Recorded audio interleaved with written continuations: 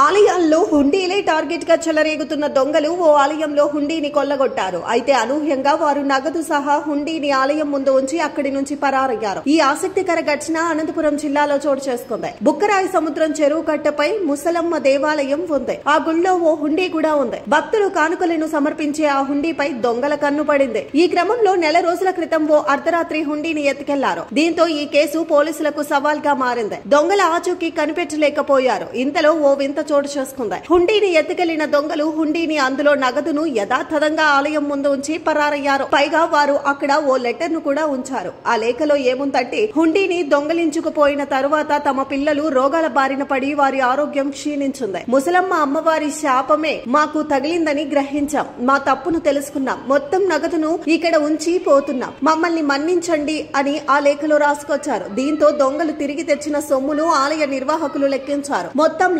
1,86,486 రూపాయలు ఉంది. అమ్మవారి మహత్యం వల్లే దొంగలకు బుద్ధి వచ్చిందని ఆలయ నిర్వాహకులు భక్తులు భావిస్తున్నారు.